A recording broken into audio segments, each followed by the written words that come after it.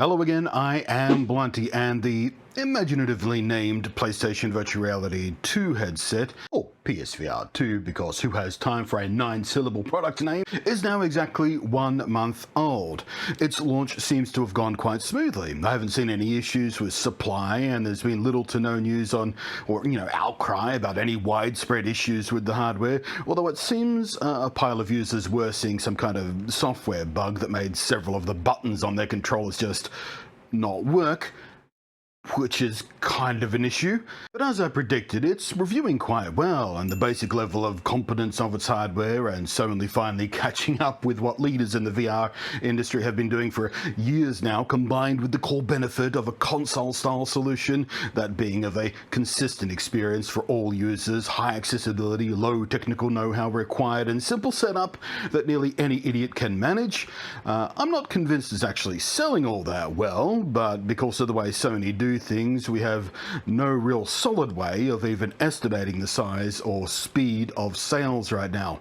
We do, however, know that the original generation hardware sold around 5 million units, which compared to the PS4's total sales of 117 million is just 4% of the PS4 install base, which sounds tiny and pointless really, but considering VR's overall niche, alcove in the gaming market, and the extremely restricted selection of software PSVR users had available to them, it's actually pretty good, I guess. It's okay. And Sony's CFO has gone on record recently as claiming, in a rather soft and squishy way, he thinks that the PSVR 2 has a, quote, good chance, unquote, to sell better than the original model. You should bloody well hope so. Reminder, the PSVR 2 all on its own has a higher asking price that the PlayStation 5 itself does, and you still need a PS5 to use the PSVR at all, of course, so it's a pretty expensive proposition to buy into. And as I've said before, I just don't see console gamers spending that kind of money that freely for a locked down, limited library VR experience. If you are going to spend that kind of money, you are so much better off doing what real VR enthusiasts do and do it on PC. It's such a smarter way to do it, to invest there, because backwards compatibility is not an issue. You have a massive variety of choice in your hardware and the way you set up your different hardware choices. You can buy a headset like the one I'm using, which doesn't have full body tracking, and you can add full body tracking to it at a later date through half a dozen different really accessible options, and there's just so much flexibility and options and price points to choose from. So within all that, you can consider PSVR as kind of, well, it's a niche in a niche kind of thing. I don't see it doing especially well in the market. I'm glad it's here, certainly glad it's here, because a console level, consistent, accessible, one-size-fits-all kind of, the console experience in VR is an entry point a lot of people can wrap their heads around. It's less imposing, less threatening, less confusing. But let's put that 5 million PSVR original sales, at 5 million Sony think the PSVR might manage to perhaps beat, into some context here. Meta, aka Facebook, owners of the most widely known VR headset brand Oculus, now also rebranded as Meta, are similarly cagey about the exact numbers of units sold. A market researcher has suggested recently, though, that the Quest 2, the second most popular VR headset in use by PC gamers, according to Steam's monthly user surveys, has an install base of about 15 million Quest 2 headsets. Now that's a number I'd believe, as back in 2021, Qualcomm, the people who make the core hardware, the chips inside the Quest headsets, claimed to have shipped 10 million units for the Quest 2. And these numbers are not counting things like the Valve Index or the Oculus Rift S in third place, but still with double-digit user percentages on Steam. And here's why I'm making this comparison in the first place. It's not purely about install base, of course. It'll take the PSVR a while, if ever, to gain some momentum. It is literally only a month old. That's not the line I'm drawing in the sand here. And of course, there is a fair argument to be made about the unfairness of comparing the library of experiences a PC VR user has available to them through Steam, or the Oculus Store even, to the spattering of launch titles for the PSVR 2, even if you include the last generation experiences from the OG PSVR that have had their devs updated to be compatible with PSVR 2, because again, unlike all PC VR headsets, actual backwards compatibility on PSVR 2 is just not a thing. On PC, if your headset is compatible with SteamVR, you've got access to all the SteamVR stuff. But It's not the restrictive hardware, it's not the tiny software library, and it's not even the obnoxious asking price for a console-level experience. It's not even Sony's long history of continually being consumer hostile that's the biggest sticking point for PSVR 2 actually being successful. It is Sony being too stupid to realize the biggest draw of VR and being ready for it at launch of the PSVR 2.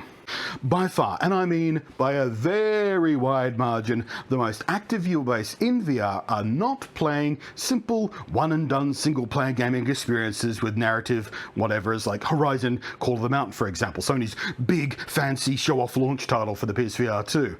Those make amazing tech demos to impress people, briefly, with the immersion and wonder of VR on hand, but the only VR experiences with a large and consistently large, and in fact still growing player base, even after more than half a decade since launch, is VR Chat. The thing I'm using to record this video, as a matter of fact. Steam's list of most played VR titles besides that almost exclusively consists of games with optional VR modes, so it's impossible to tell how many VR users there are actually playing these games versus regular users. But once you filter out those, the next highest player base is Rec Room, another open-ended social VR platform. And even then, Rec Room only has about 8% of the daily active users that VR Chat does have on Steam. And it's not because VR Chat is inherently better in some technological way. In fact, Rec Room is a much cleaner, more optimized, more consistent, more streamlined, and better structured experience than what VR Chat is, in a technical sense. But the reason VR Chat is so immensely popular by comparison is simply this: freedom. VR Chat is almost exclusively user-generated when it comes to experiences. The vast majority of worlds to explore, including this one behind me right now, well, around me, but you can only see behind me because you're not in VR, is user-generated. Almost everything that's here, the worlds to explore, the worlds to hang out in, the mini-games, the artistic activities where you can create things, paint stuff, sculpt stuff, museums to explore, landscapes to just, flight sims even, team-based PvP games, dance clubs, cinemas, nearly any kind of social experience you can imagine is user-made content, and there is tons of it here.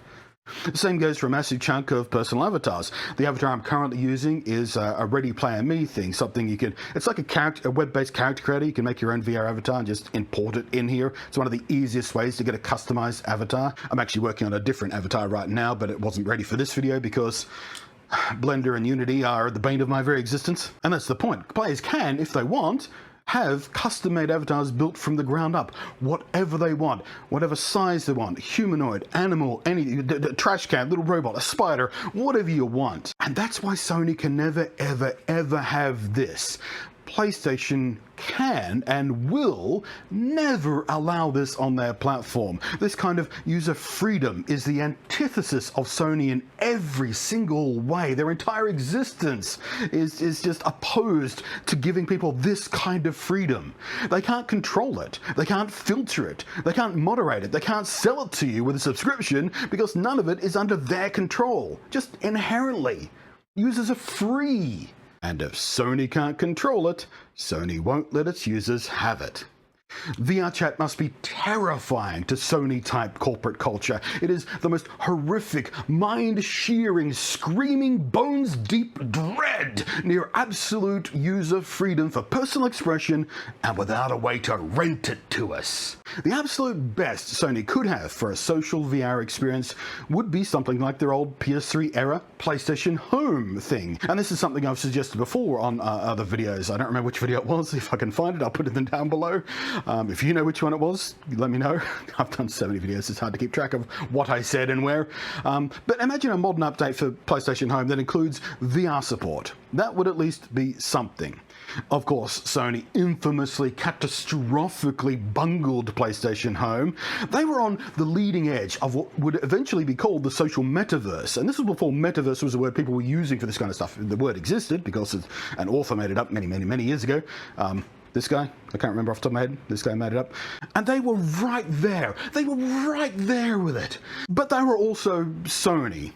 So what they did was tried to copy Second Life, which was one of, if not the pioneer of this kind of virtual social platform, but then they went and Sony'd it up, which means they made it way more user hostile, way more restricted, way more limited, and aggressively monetized in every single way they could possibly think of, and filled all their virtual worlds with obnoxious billboard ads. If this was an environment in PlayStation Home, that screen back there, that'd be an ad. That'd be an ad right there. There'd be an ad on the window there. There'd probably be an ad on the bedside table. The Pikachu on the bed, they'd probably have an ad stuck on it. It was obnoxious. All they needed to do, though, was think about the users before the advertisers and before microtransactions, and they could have led the way. They literally could have been the world leader in this kind of metaverse shared social platform experience. But Sony got a Sony, and fucking shit up like this is in their very bones, right down to their marrow. So no, I don't think Sony can and will ever allow VR Chat, the world's most popular and still growing social metaverse platform, onto their platform, and they have no hope of replicating its experience even on their own terms and in their own hands. The best they have is Rec Room, with single-digit percentage of VR Chat's user base, and it's full of screeching and deeply racist kids, by the way. Last few times I tried to use it, it's a nightmare. And while it was available on OG PSVR, it has yet to be updated for PSVR 2, and as far as I could find, there's no news on it ever doing so.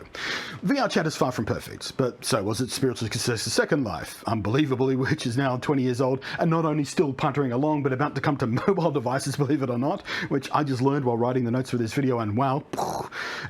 Here's the thing, VR Chat doesn't need to be perfect. All it needs to do is to let its users to remain engaged. And the users are engaged because of the freedom on offer. And that is a freedom that is utterly foreign to PlayStation. You might as well ask a small dash out to prepare a TED talk on astrobiology. It is just not something that it could ever learn to do. And this is not something Sony could ever learn to do. I've no doubt at some point Sony will try and offer up a social VR experience, but PlayStation's inherent inability to offer what a very obvious and active chunk of VR users want, as evidenced by VR Chat, and what they need from VR when it comes to choice, when it comes to freedom, when it comes to unlimited personal expression, and when it comes to not being treated like a bottomless wallet with a face instead of an actual person, is Sony's biggest failure. It always has been Sony's biggest failure, and it is why PSVR 2 will never be anything more than a gimmick for a tiny fraction of console gamer customer base, and maybe it'll have a few really good games out there. But that's it. It will never be a big thing. I'd love to be wrong. I'd love for Sony to finally start treating their customers with respect, and I'd love for the accessible nature of console VR to lead to an explosion of VR's potential and start reaching further past the current enthusiast level users, but I wouldn't hold my breath. Not for Sony. This year, however, we'll be seeing several new VR headset options come along, some PC, some standalone, including the successor to the Quest 2, Quest 3 probably, and several more lighter, smaller, more comfortable, more powerful options, including mixed reality HMDs. So Sony's ineptitude or not with PSVR 2 2023 should still be an interesting thing to keep an eye on in this space of VR and XR and AR and all that kind of stuff, and indeed the further growth of social VR experiences. But we'll see. But that is my rant for the day. Thank you very much for watching. I am Blunty. I will catch you next time, and thank you as always to the patrons scrolling up above there.